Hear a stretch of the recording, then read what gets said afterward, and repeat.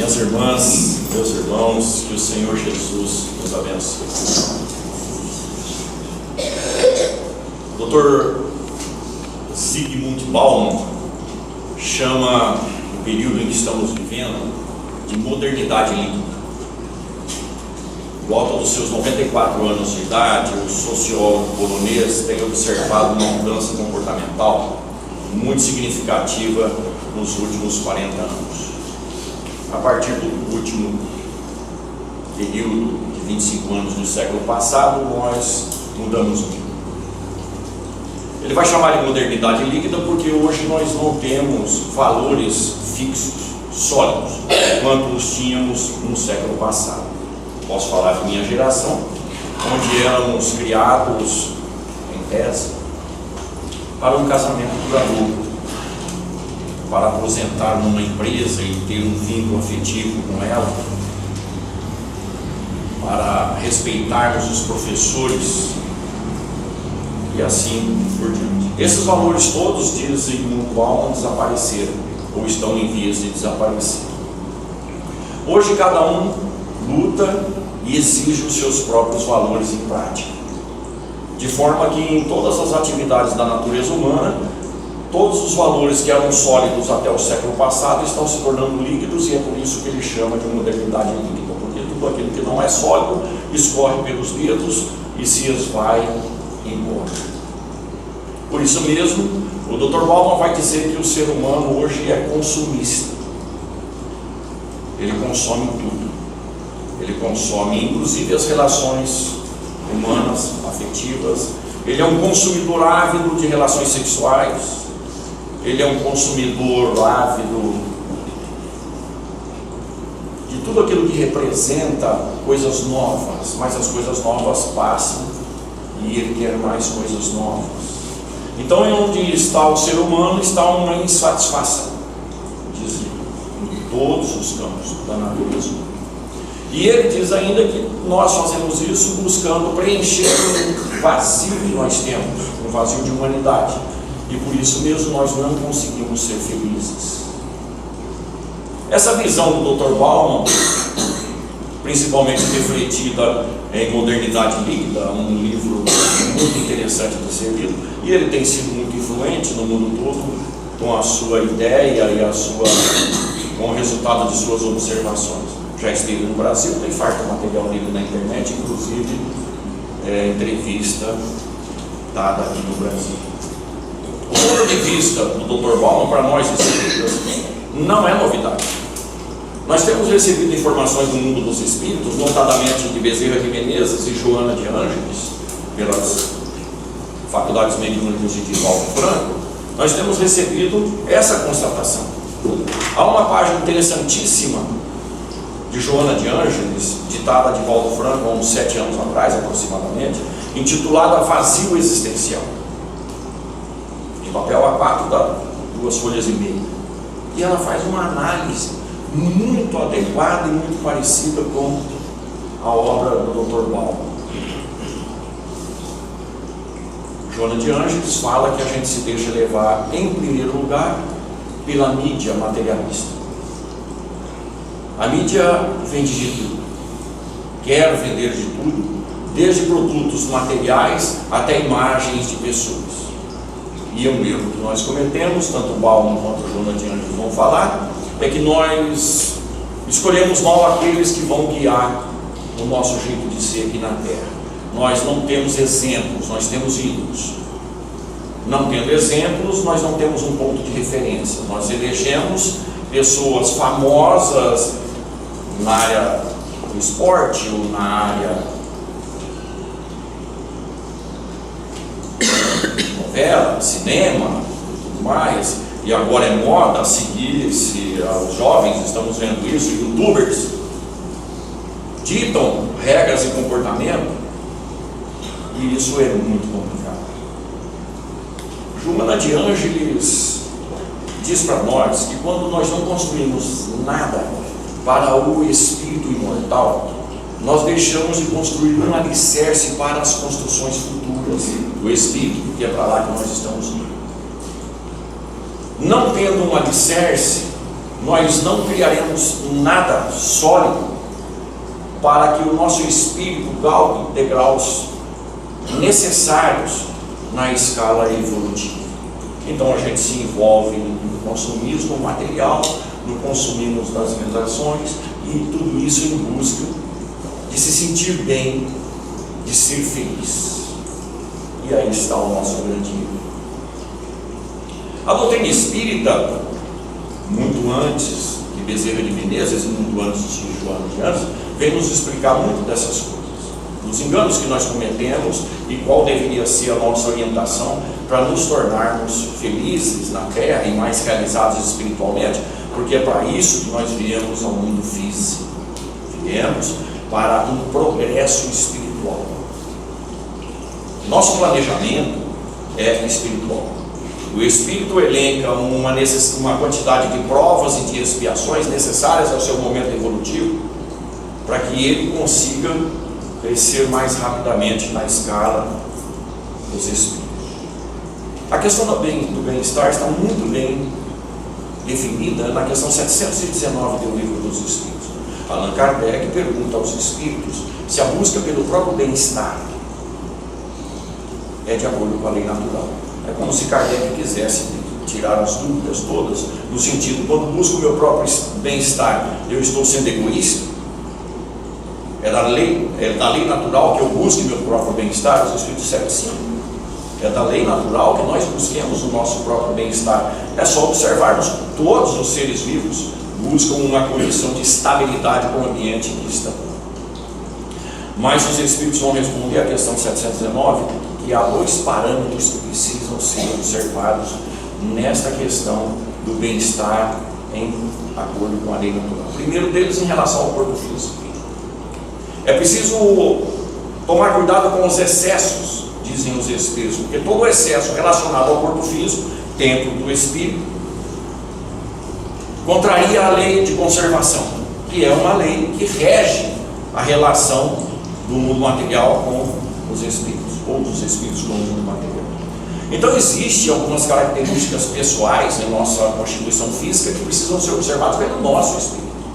E mesmo isso não pode se levar em conta ao pé da letra o que acontece com o corpo físico de outra pessoa. Por isso somos tão diferentes, e em sendo diferentes, nós precisamos observar como somos, porque temos naturalmente um corpo de acordo com as possibilidades do nosso Espírito. Se estudarmos o capítulo 12 e o capítulo 13 de Missionário da Luz, isso vai ficar muito claro. O nosso corpo é pessoal nosso, absolutamente a ver com o planejamento reencarnatório para esta existência, para esta. Quando retornarmos ao mundo dos Espíritos, novas avaliações, novas configurações para o futuro, novos corpos físicos de acordo sempre com a necessidade do Espírito. Então os limites de uns não são os limites de outros, e a gente precisa observar isso em nossa própria constituição física. Precisamos fazer isso constantemente. Em relação à questão moral, dizem os Espíritos, o bem-estar só estará de acordo com a lei natural quando o nosso bem-estar, em sendo conseguido, não tenha causado nenhum mal-estar ao próximo, o que é muito complicado. Porque quase sempre, para a gente se sentir bem, a gente precisa que as pessoas façam mal. E a partir do momento que eu exija que as pessoas façam esse algo que eu espero para que eu me sinta bem, eu estou sobrepondo na consciência delas um peso além daquele peso que elas já carregam. Então, se eu disser, se não for do meu jeito não serve, ou se não for do meu jeito não precisa fazer, nós estamos avançando na consciência alheia, tirando o bem-estar delas, consequentemente o nosso bem-estar não será legítimo diante da lei. A doutrina espírita ainda vai nos dizer nessa questão do bem-estar, porque percebamos, o que é estar em uma condição de bem-estar? Sentir-se feliz. Sentir-se feliz. Se está tudo bem, se eu estou me sentindo bem física e espiritualmente, é uma percepção de felicidade. Ora, e ela nesse mundo, a felicidade é relativa. Em sendo relativa, eu também preciso observar, diante das minhas possibilidades, na posição reencarnatória que eu estou, com as suas condições vinculadas, quanto eu posso ou consigo ser feliz aqui na Terra. Mas a doutrina espírita nos dá parâmetros. Questão 614. O homem só é infeliz, deu o Livro dos Espíritos, porque está afastado da lei de Deus, ou quando se afasta da lei de Deus. Bom, isso já deveria explicar todas as coisas no sentido de felicidade, da percepção da felicidade. Se nós não nos sentimos felizes, existe algo entre nós e a lei de Deus que não está adequado, porque a lei de Deus, todos sabemos, está na nossa consciência. Consequentemente, tudo o que fazemos, tudo o que pensamos, tudo aquilo que vivenciamos, passa pelo filtro da consciência, onde está a lei de Deus, e se ela não estiver adequada, intranquilidade. É por isso que na questão 922 do Livro dos Espíritos, os Espíritos vão dizer das 3 condições para a felicidade possível na Terra. Uma delas, a consciência tranquila. Se a nossa consciência não estiver tranquila em relação à lei de Deus, não haverá felicidade em nossos espíritos. Os outros 2 pressupostos para a felicidade na Terra é justamente contrário a essa questão volátil que estamos vivendo na nossa relação com o mundo material, posse do necessário dos espíritos. E esse consumismo no qual estamos sendo direcionados, ou jogados, ou forçados aí, nós achamos que ter coisas faz com que a gente se sinta mais feliz, porque ter coisas, conseguir coisas, significa sucesso. Mas o Espírito não veio buscar coisas, ele veio buscar conquistas morais. E ele troca o sucesso e as suas conquistas de morais para coisas materiais. Ora, essa página já foi escrita por Jesus, ou pelo evangelista, ditando, trazendo as palavras de Jesus, no capítulo 6 de Mateus. Todo o capítulo 6 de Mateus é toda uma orientação para o nosso comportamento diante das coisas do mundo, segundo Jesus. Então, posse do necessário, tranquilidade de consciência e fé no futuro, são os tripés, formam o tripé da nossa felicidade aqui na Terra. No ano passado, em 2015, a Universidade de Harvard trouxe à lume o mais longo estudo feito com relação à natureza humana, no sentido de realizar-se enquanto ser humano. E é muito interessante passarmos em revista. Para quem quiser ver, está no site TED.com, estudo de Harvard. O Dr. Robert Waldinger já é o 4º gestor, porque o estudo começou em 1938 e é ele quem divulga. Aqui se propõe o estudo. O estudo queria saber, desde 1938, quando 724 alunos entraram em Harvard, o que aconteceria com a vida deles e de que forma eles se posicionariam, ou de que forma as coisas aconteceriam com eles, e qual seria a percepção deles em função da vida que teriam dali para frente. Todos os 724 alunos e suas famílias, as atuais, à época, e aquelas que seriam agregadas, esposas, esposos, filhos, todos passaram por entrevistas até 2015. É muita gente envolvida, a partir de 724 alunos que entraram em Harvard em 1938. Mas antes dele divulgar os resultados, ele traz um ponto de referência. No começo desse milênio, Harvard fez a seguinte pergunta aos alunos que entraram este milênio. Começo do milênio, uma das turmas desse milênio. O que você espera da sua vida a partir daqui de Harvard? O que você quer para a sua vida? E os jovens deste milênio disseram, 80% deles, quero me tornar milionário.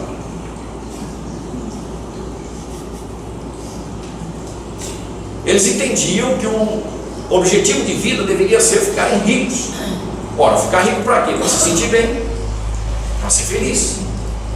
50% desses 80% que queriam a riqueza também queriam a fama, ficarem famosos, pois eles entendiam que riqueza e fama dão felicidade para qualquer um. Pois o estudo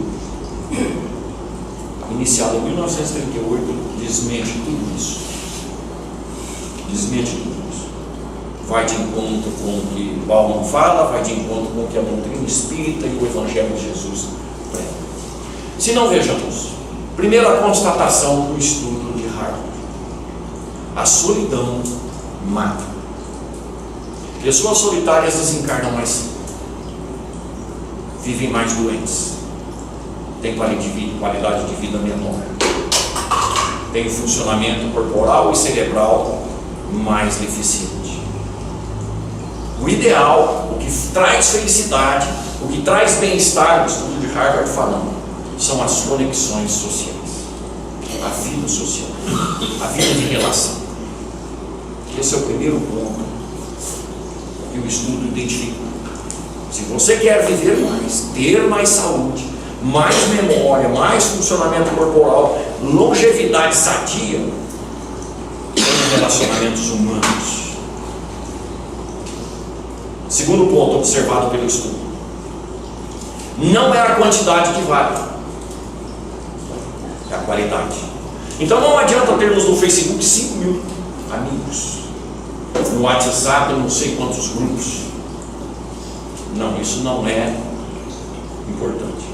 O importante é a qualidade. Aliás, o Dr. Bauman e Joana de Ângeles vão falar da fragilidade dessas conexões sociais que temos pela rede social.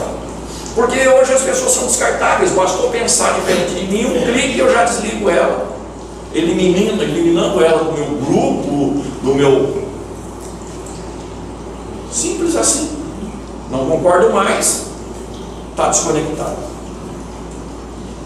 Ao mesmo tempo que as pessoas estão muito perto na rede social, elas estão também muito longe, porque facilmente eu as desligo, e mesmo estando perto a um toque, não há uma proximidade afetiva.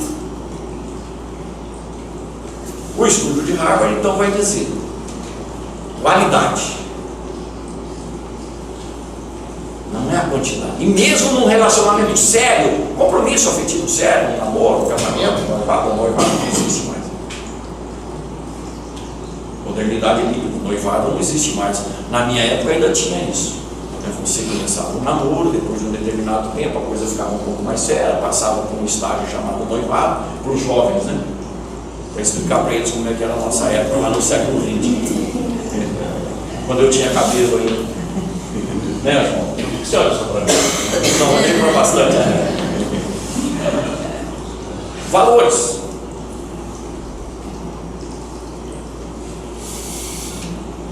O estudo é muito interessante. Com poucas coisas, falam tudo que a doutrina espírita está falando.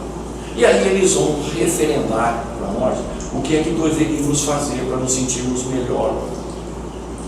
Simples. Simples. Priorize e valorize a família, os amigos e a coletividade. Gente, a Universidade de Harvard está falando isso, fundamentado num estudo que durou 77 anos. Priorize a sua família, priorize os seus amigos e priorize a comunidade na qual você está inserido. Alguma coisa divergente da doutrina espírita?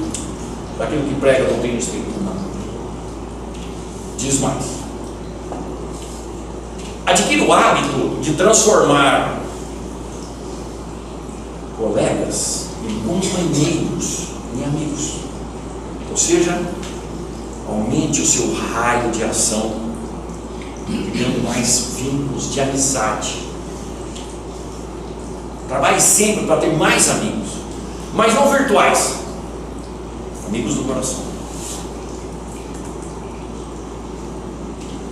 E por último, Harvard vai dizer o seguinte: não espere para gostar e aceitar as pessoas quando elas estiverem diferentes.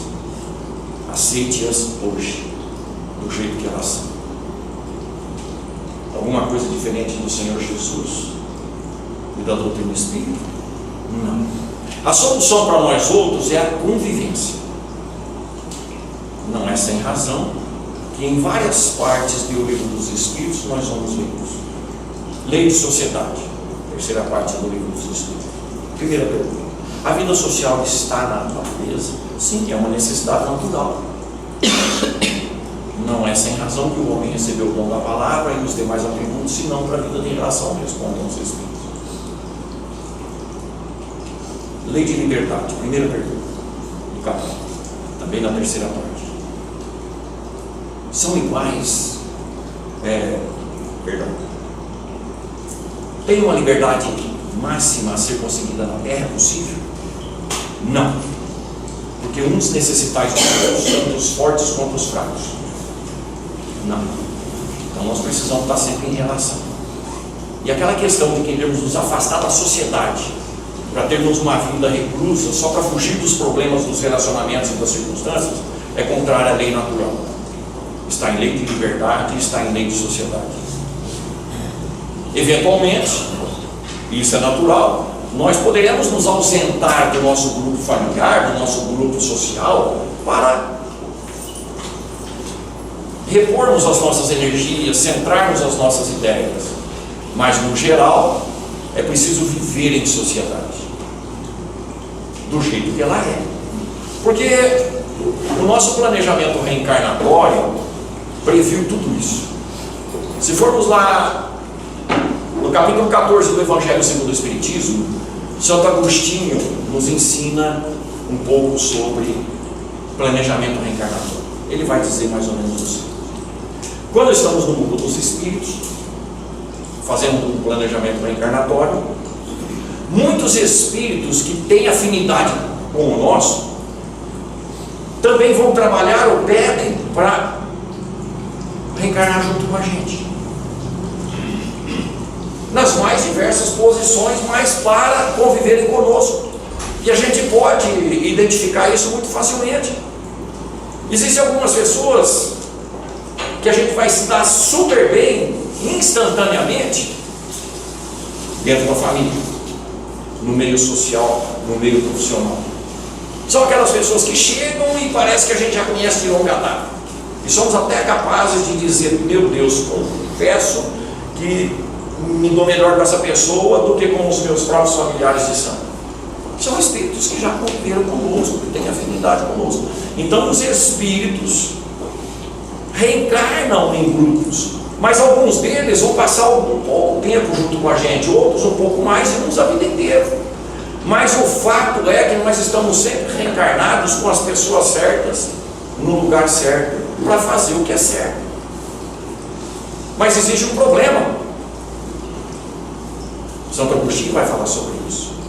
Mesmo com muitos espíritos que nos amam, reencarnando junto conosco, e nós os amamos, existem alguns outros espíritos que têm alguma problemática a ser resolvida com a gente, fruto de reencarnações anteriores.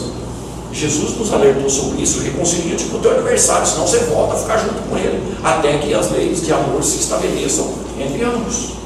Então, de vez em quando, teremos um problemático, ou dois, quem sabe, ou três, quem sabe.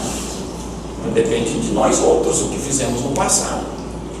E esse é realmente um problema, porque a gente foca quase sempre só no problemático. E aquele problemático é capaz de tirar a nossa paz, de tirar a qualidade de vida, porque deixamos de ver o lado bom, que é muito maior em nossas vidas. Então nós focamos aquele problema e ficamos perguntando o tempo todo: onde será que eu arrumei essa cruz? Onde eu arrumei esse enrosco? O que será que fiz na outra vida? Não queira saber. Não queira saber. Nós não temos estrutura, não estamos suportando. Agora imagina se soubermos o motivo. Aliás, diante dessa circunstância, o mesmo Santo Agostinho, na mesma Instrução dos Espíritos, lá no capítulo 14 do Evangelho segundo o Espiritismo, vai falar qual deveria ser o nosso posicionamento diante de um problema em relacionamento. Admita a possibilidade de você estar errado. Então insira no seu mundo íntimo a possibilidade de ter você sido o Criador. Ele fala assim: coloque-se na seguinte condição diante daquele problema de relacionamento: um de nós dois é o culpado, porque quase sempre o problema é o do outro. É muito mais fácil. Dessa forma a gente vive em sociedade, e a gente precisaria atentar para três questões do Livro dos Espíritos. Questão 622. Deus sempre deu ao homem a oportunidade de conhecer as suas leis. São espíritos superiores que encarnam para fazer com que a gente progrida. Então existe um foco entre os espíritos superiores, que é olhar pelos atrasados e fazer algo por eles. É uma lei natural, questão 622.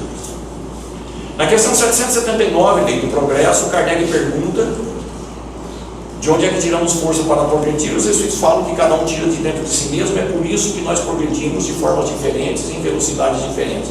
Mas existe uma obrigação natural, palavra dos espíritos, que é os que avançam socorrer os atrasados. Voltando ainda a essa questão, na questão 888A do Livro dos Espíritos, São Vicente de Paula vai falar o seguinte: o espírito nunca deve se esquecer, esteja ele encarnado ou desencarnado. Assim como acima dele tem aqueles que o ajudam a progredir, a se realizar espiritualmente, tem ele o mesmo dever a fazer com aqueles que estão abaixo dele. Então, qual é o nosso papel em sociedade? A boa relação, trabalhar no bem, fazer com que as pessoas se sintam bem, porque aí o meu sentir-se bem será de acordo com a lei natural. Então é preciso olhar com outros olhos as ações que nós fazemos e que as pessoas fazem, e julgá-las num outro critério, critério espiritual. Queríamos partir para um outro aspecto necessário a essa vida de relação. Existe aí na internet circulando, é bem provável que a maioria de vocês, se não todos, conhecem a história de Charles Plumb. Charles Plumb era um aviador norte-americano na guerra do Vietnã, baseado no porta-aviões no mar do Japão, e ele fez várias inserções em território vietnamita, evidentemente para jogar bombas na cabeça dos vietnamitas. Certa feita, o avião dele foi alvejado, e ele percebeu que o avião ia cair. Ele saltou de paraquedas, ejetando o seu assento no cockpit do avião. Desceu de paraquedas, foi preso e passou 6 anos nas prisões de guerra do Vietnã, sofrendo todo tipo de tortura, todo tipo de sofrimento. Uma questão inenarrável. Terminada a guerra, ele teve a oportunidade de ser libertado e voltou aos Estados Unidos e começou a fazer palestras motivacionais, em função da sua experiência de guerra, de como ele enfrentou não o período de vivência nas Forças Armadas, ou mesmo no seu porta-avião, ou soltando bombas na cabeça dos outros, não. Ele falava do tempo que ele ficou preso e de que forma ele reagia para sobreviver diante daquela condição. Eu te conheço. Você era paraquedista, você era piloto das Forças Armadas na Guerra do Vietnã, não é verdade? Sim, como é que você sabe? Perguntou ele. É simples, meu amigo. Eu era marinheiro no seu porta-aviões e era eu que dobrava os paraquedas. E pelo jeito funcionava, ou funcionou. Tanto que você está vivo aqui para contar a sua história. É verdade, meu paraquedas funcionou muito bem. Aquilo foi um choque para Charles Plumb. Por quê? Porque, raciocinando nas circunstâncias e no tempo que ele convivia no porta-aviões, ele era, palavras dele, um piloto muito arrogante, vaidoso, orgulhoso da posição que ocupava. Ele era um oficial. E aquele era um marinheiro que cruzou com ele inúmeras vezes no mesmo porta-aviões, e ele nunca deu sequer um bom dia para aquele marinheiro. Havia uma diferença. Ele lá em cima, o marinheiro aqui embaixo. Pois é, a vida dele estava na mão do marinheiro, e ele não sabia disso, e foi um choque consciencial, tanto que ele não dormiu aquela noite. Meu Deus, como a vida é! A minha vida estava nas mãos de um simples marinheiro que eu sequer cumprimentava no meu dia a dia. A partir de então, Charles Plumb começa as suas palestras perguntando quem dobrou seus paraquedas hoje. E se nós trouxermos isso para o nosso dia a dia, nós podemos perguntar isso para nós mesmos agora. Quem é que fez o primeiro café que você bebeu hoje? Quem é que arrumou a cama que você dormiu? quem é que comprou esse café, ou quem é que comprou essa cama, ou quem é que varreu a casa, ou quem é que pagou a conta de luz, ou quem é que... Perceberam a extensão da coisa? Está sempre cheio de gente fazendo algo por nós. Pois é, qual é o nosso posicionamento diante disso? De que forma temos reagido com aquelas pessoas que, quando a gente chega lá no nosso escritório, vou falar por mim, já está tudo limpinho? Pois é, mas tem dia que a faxineira limpa a mesa e deixa tudo fora do lugar. A gente não agradece a faxina e ainda reclama que ela tirou as coisas do lugar. Ela não sabe o lugar. Quem sabe sou eu. Eu não posso exigir dela. Então as pessoas fazem muitas coisas para nós. Ora, a vida de relação só terá então plenitude quando nós nos respeitarmos uns aos outros do jeito que queremos ser respeitados. Como tem um monte de gente fazendo muito para nós precisamos andar sempre com o sentido de gratidão. Amostra. Porque isso fortalece os laços de amizade. Ninguém aguenta os estressados. Aguentamos os estressados. E quando somos nós os estressados, as pessoas são obrigadas a aguentar, porque não estamos aprendendo, não estamos conseguindo lidar com o nosso estresse. Todos nós estamos vivendo uma vida de pressão, seja ela familiar, seja ela comercial, industrial, econômico, não importa. Todos nós estamos envolvidos em pressão. Ora, se cada um está reencarnado no lugar que pediu, ou no lugar que precisa, ou ainda no lugar que merece, o problema está onde? Na forma como a gente lida com isso. E isso tem a ver com as relações pessoais. E nós precisamos repensar então as relações pessoais. O Espírito da Verdade vai dizer: espíritas, amai-vos. Ou seja, o comportamento nosso em primeiro lugar deverá ser amar o próximo. E é Jesus então quem vai dizer tudo aquilo de que precisamos fazer com o próximo, para que as coisas se deem no nível cristão e consequentemente de acordo com a lei natural. E Jesus é muito objetivo. Todos nós nos lembramos quando ele vai falar para nós: se alguém pedir para você caminhar 1000 passos, caminhe 2000. Se alguém te pedir a blusa, você dá a camisa também. Se alguém te der um tapa na face direita, oferece a esquerda. Ou seja, não se vingue nem retalhe. Perdoa 70 vezes 7 vezes. Ora pelo teu inimigo, ora por aqueles que te perseguem de caminho. E se você fizer algum bem a eles, não saiba a tua mão esquerda o que faz a direita. Ora, Jesus nos dá as regras de comportamento aqui na terra, e comportamento é com o próximo. Não tem jeito de viver se não for na vida de relacionamento. E é muito importante que nós entendamos isso, porque senão todo o processo da modernidade líquida apontada por Paulo, ou o vazio existencial que Joana de Ângeles nos fala, vai invadir o nosso espírito e a gente não vai ser felizes. Não seremos felizes. É preciso investir no relacionamento com o próximo. Emmanuel vai dizer então a Chico Xavier que os clientes de Jesus, quem são os clientes de Jesus? Aqueles que vêm até nós buscando algo.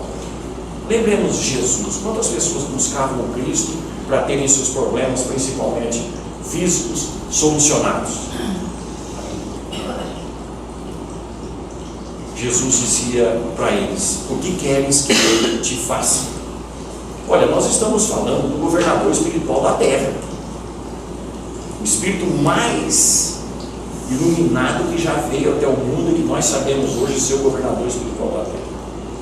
Este espírito, que segundo a questão 625 do Livro dos Espíritos é o guia e modelo a ser seguido, esse espírito se colocava na condição de servidor. O que queres que eu te faça? Tudo que fizermos contrário a isso é ruim no nosso espírito. Então o nosso trabalho deverá ser servir, e não sermos servidos, como disse o próprio Cristo: o Filho do Homem não veio para ser servido, mas para servir. Então, os clientes de Jesus, na palavra de Emmanuel, são esses que vão querer algo de nós. E eles, diz Emmanuel Pacheco Xavier, são exigentes e impacientes. O Chico convocou com o Emmanuel sobre isso, né? Quando ele começou a ser muito procurado, e as pessoas têm pressa, elas exigem, querem qualidade. E aí o Emmanuel falou para ele: olha, os clientes do Senhor Jesus são assim mesmo, eles são exigentes e impacientes. Ou seja, as pessoas, assim como nós, esperamos muito dos outros e de nós. E nós precisamos encontrar o equilíbrio disso. Para irmos encerrando as nossas reflexões, eu queria convidar os caros amigos a acompanharem um caso real acontecido aqui em São José do Rio Preto com um casal amigo nosso. E seria muito importante que cada um de nós se colocasse no lugar da mulher do casal, nessa questão de convivência e exigência. É um fato real, aconteceu lá no finalzinho do século passado. Vou repetir. É muito importante que nós nos coloquemos no lugar dela para sentirmos a coisa e compararmos com os nossos valores. Era a hora do almoço. Ela havia acabado de fazer o almoço. Ele trabalhava em casa no negócio dela. Ouviu-se palmas no portão. E ela deixou os afazeres na cozinha e foi até o portão. Chegando no portão, um pedinte, um andarilho, todo sujo, maltratado, chamou-a para junto do portão e ela foi. E ele lhe perguntou: a senhora por acaso tem almoço hoje? Sim, tenho almoço, acabei de fazer. E a senhora poderia me dar um prato de comida? Sim, é evidente, já vou preparar. E já se virando para ele: não, minha senhora, por favor, o que a senhora fez? É arroz e feijão? Sim, hoje fiz arroz e feijão. Então a senhora coloca o arroz por baixo e o feijão por cima. Simples assim. É um cliente de Jesus, está esperando ser atendido no gosto dele. Pois não, arroz por baixo e feijão por cima. Se virando novamente, ele: não, minha senhora, não tinha acabado o pedido. Tem mistura? Sim, temos. De carne, só coloca um pouco para mim. Ótimo, arroz por baixo, feijão por cima, um pouquinho de carne. Coloquemos no lugar dela. Se virou, novamente ele chama. Não terminou o pedido, ela estava com muita pressa. A senhora tem ovos em casa? Sim, tenho ovos. A senhora frita 2 para mim? Eu tenho um amigo que ele deve ter até falado do jeito que ele queria os ovos, certo? Ao ponto, uma passada. Mas ela não me contou sobre isso, não chegou a esse nível de detalhe. Ok, arroz por baixo, feijão por cima, um pouco de carne aqui, 2 ovos. Já foi se virando: minha senhora, por favor, não acabou ainda o pedido. Mas eu já queria perguntar para os caros amigos: ainda tem caridade aí dentro? Ou alguém já mandou ele buscar comida na esquina? Já tinha mandado. Alguém já falou para ele que lá não é restaurante? Que é lá na esquina que ele vai conseguir do jeito dele? Então já faltou a caridade. Minha senhora, a senhora tem laranja em casa? Sim, tenho laranja em casa. Descasque-me 2, por favor. Está completo o pedido. Ela foi para dentro, arroz por baixo, feijão por cima, um pouquinho de carne, 2 ovos e 2 laranjas descascadas. Nós faríamos isso? Não. Mas nós faríamos isso ou fazemos isso dentro das nossas casas, porque sempre tem uma exigência dentro da nossa família. Isso quando não é a gente, vamos excluir a gente. Aquele exigente que está lá, será que ele é daquele jeito porque ele quer ou porque ele se formou assim? E pode ser que seja até por culpa minha ou outra encarnação. É preciso pensar nas possibilidades. Santo Agostinho tem razão, é preciso pensar um de nós dois é o culpado. E se nós estamos juntos, se eu não tenho nada a ver com isso, isso faz parte do plano de provas que eu pedi para brilhar os meus dotes espirituais. Então, sobre qualquer aspecto, o próximo sempre é o nosso foco, para nós agirmos direito. meio de nos tornarmos pessoas plenas, espiritualmente falando, se não for através da convivência. E o problema é que nós queremos pessoas perfeitas. E aí a gente se esquece daquelas que dobram os nossos paraquedas, ou que dobraram. Falemos então rapidamente. Alguns paraquedas são essenciais. Quem abriu o paraquedas, quem dobrou os paraquedas, o nosso paraquedas para reencarnarmos? Esse é um paraquedas imprescindível. O espírito não progride se não reencarnar. Ora, teve um casal que dobrou um paraquedas, possibilitando a nossa descida aqui na terra física. Como é que temos tratado papai e mamãe? O principal paraquedas do espírito. Sem eles não tinha reencarnação. Sem reencarnação, questão 132 do livro dos Espíritos, não progride. Fica estacionado. Estacionado, sofrimento do espírito. E os demais paraquedas. Ora, assim como nós temos muitos dobradores de paraquedas nossos como encarnados, temos também como desencarnados. Quando nós planejamos a nossa existência espiritual, material, no mundo dos espíritos, nós fizemos um acordo com um espírito para ele nos acompanhar durante a trajetória física. Esse espírito tem o codinome protetor, anjo da guarda, espírito amigo, familiar, não importa. Então o tempo todo nós temos ao nosso lado um espírito nos aconselhando, de acordo com aquilo que planejamos espiritualmente. Ele sabe o que nós planejamos e ele vai sempre soprar.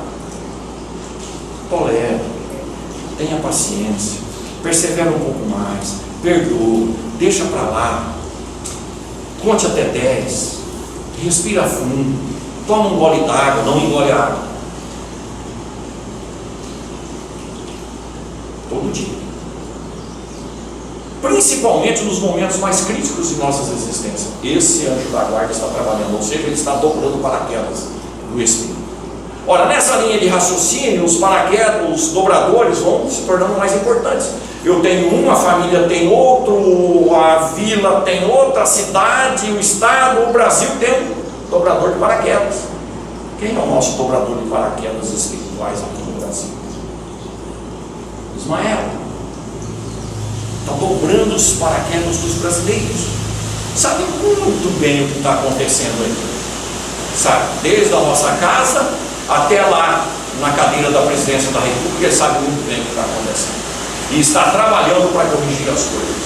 Porque ele está obedecendo ordens de 2 outros espíritos. Embora ele tenha contato direto com o Senhor Jesus, governador da terra, ele também tem contato com o Renil, que é o responsável pela problemática social do planeta como um todo. São espíritos que estão dobrando os nossos paraquedas. É preciso confiar neles. E nós outros também dobrarmos, na mesma linha de raciocínio, os paraquedas que estão às nossas mãos. No topo, então, Jesus, dobrando todos os nossos paraquedas. E de todo mundo. O pastor conhece cada uma de suas ovelhas, e nenhuma se perderá de si.